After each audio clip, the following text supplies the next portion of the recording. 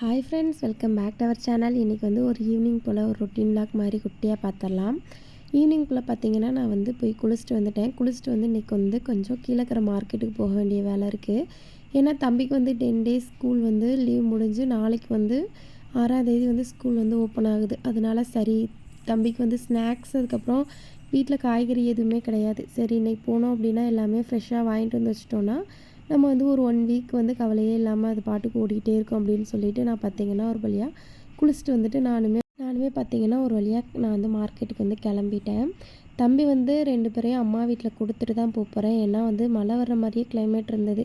கூட்டிகிட்டு போனோம் அப்படின்னா வந்து மழையில் மாட்டிக்கிட்டோம் அப்படின்னா ரொம்ப சிக்கலாயிரும் அப்படின்னு சொல்லிட்டு தம்பியை 2 பேரையும் அம்மாட்ட விட்டுட்டு தான் நானும் என்னோடய ஹஸ்பண்டும் தான் வந்து கிளம்புனோம். போகும்போது பார்த்திங்கன்னா நான் தான் வண்டி வந்து ட்ரைவ் பண்ணிவிட்டு போனேன். ஃபைனலாக பார்த்தீங்கன்னா நாங்கள் எப்போவுமே வாங்குகிற வெஜிடபிள் மார்க்கெட்டுக்கு தான் போயிருந்தோம். இது ஒரு கடை தான். இது வந்து எனக்கு ரொம்ப பழக்கமான, நான் போனோடனே ஏன் இவ்வளோ நாள் வரலை அப்படின்னு சொல்லி கேட்டாங்க.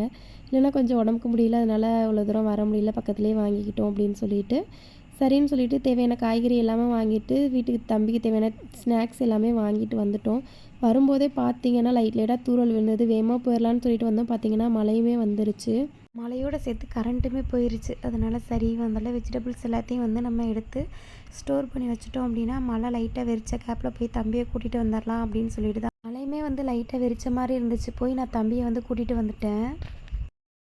அசைன்மெண்ட் எல்லாமே கொடுத்துருந்தாங்க. அது வந்து செய்யாமே கிடந்துச்சு. பார்த்திங்கன்னா இன்றைக்கி தான் செய்ய ஸ்டார்ட் பண்ணேன்.